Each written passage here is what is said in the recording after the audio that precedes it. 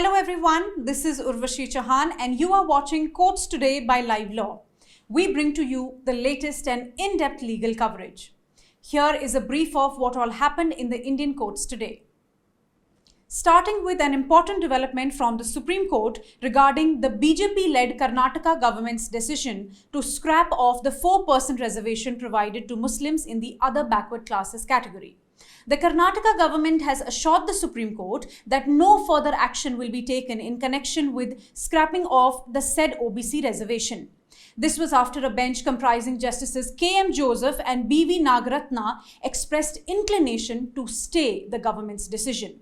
As you are aware that the Karnataka government recently decided to exclude Muslims from the OBC category and scrap the 4% reservation given to them under category 2B. The said reservations were distributed equally among the Veerashaiva Lingayats and Vokaligas at 2% each. The government also accorded internal reservation for 101 scheduled castes. Muslims who came under category 2B were moved to the 10% economic weaker section quota pool. The government's decision is apparently based on an interim report of Karnataka State Commission for Backward Classes. The Supreme Court today said that the state could have waited for the final report. The state has now been asked to file its affidavit in the matter by Monday, April 17th. Keeping in mind that this is the time for admissions, the bench also recorded submission of Solicitor General Tushar Mehta appearing for Karnataka government that no appointment or admission is going to be made till 18th April on the basis of the present impugned decision. There was an interesting courtroom exchange that took place in the Supreme Court. To read about the same, please visit livelaw.in. In a plea before the Supreme Court seeking directions to stop alleged attacks against Christian priests and Christian institutions across the country, the central government today informed the Supreme Court that as per the data collated from states, the figures of attacks on Christians provided by the petitioner were incorrect. The matter was argued before a bench comprising CJI D.Y. Chandrachud, Justice P.S. Narasimha and Justice J.B. Pardiwala. Appearing for the central government, the Solicitor General of India Tushar Mehta stated that the petitioners have projected certain cases arising out of personal disputes as communal attacks and that the petition sent a wrong message to the public. Advocate Colin Gonsalves, appearing for the petitioner, requested for more time to respond on the same and was granted 3 weeks' time.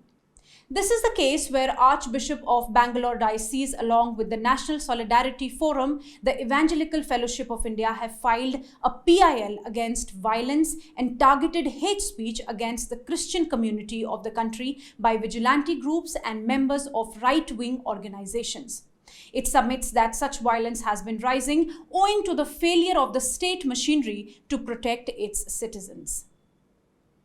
In another development from the Supreme Court, it has set aside a Calcutta High Court order directing a CBI probe into the attack on the convoy of Minister of State for Home Nishit Pramanik in Cooch Behar district in February this year. A bench led by Chief Justice of India D.Y. Chandrachud has asked the High Court to apply its mind afresh to the material placed by West Bengal Police and decide whether the case needs CBI probe or not. The background which led to the petition is that on February 25th, when the Union Minister of State for Home was visiting his constituency, his car and convoy were attacked. MLA and leader of opposition in West Bengal Assembly, Suvendu Adhikari, had instituted a PIL at the Calcutta High Court alleging that the attack was at the behest of Trinamool Congress Party and the police took no action against the perpetrators and so the probe should be transferred to CBI. In the proceedings before the High Court of Calcutta on the status report submitted by Superintendent of Cooch Behar, the Calcutta High Court directed transfer of probe to CBI, noting that there was delay in filing the FIR. But according to the Supreme Court, the Calcutta High Court had missed various facts like the 21 arrests made by the police, 6 specific cases of ransacking and damage registered, and of those, 5 accused arrested. So the Supreme Court remitted the matter back to High Court to apply its mind afresh. Another defamation case against Congress leader Rahul Gandhi has been filed today in Pune court by V.D. Savarkar's grandnephew for allegedly calling Savarkar a coward and making false, malicious and wild allegations against him in an event in London, thereby hurting sentiments of his family members. Rahul Gandhi, as you know, was recently convicted by a Gujarat court and sentenced to 2 years in jail over his remark, "Why all thieves share the Modi surname," made during a political campaign in April 2019, following which he was also disqualified as MP of Lok Sabha. To keep in track of the developments in the case, you can visit our website at livelaw.in. And now coming to an update from Uttar Pradesh, where a court in Prayagraj district today remanded gangster politician Atiq Ahmed and his brother Ashraf to 7-day police custody in connection with the Umesh Pal murder case. As you know, Umesh Pal, who was a key witness in the 2005 murder case of BSP MLA Raju Pal, was shot outside his home along with his 2 police security guards in Prayagraj in February. Chief Judicial Magistrate Dinesh Gautam passed this order today in presence of both the accused. This development comes amidst the reports that Atiq Ahmed's son Asad, also a wanted in Umesh Pal murder case, has been killed in an encounter by the Uttar Pradesh Special Task Force in Jhansi today. The Kerala High Court today dismissed the bail application filed by M. Sivasankar, former Principal Secretary to the Chief Minister of Kerala, in the money laundering case related to alleged corruption in the Life Mission project. Life Mission project is a housing project of the Kerala government for the homeless.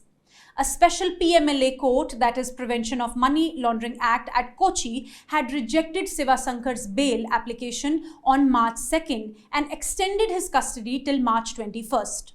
This is the case of alleged illegal gratification obtained for awarding the contract work for Life Mission's project for building 140 housing units in Thrissur district utilizing the funds donated by UAE Red Crescent. Sivasankar has been under custody since his arrest by the Enforcement Directorate on February 14th.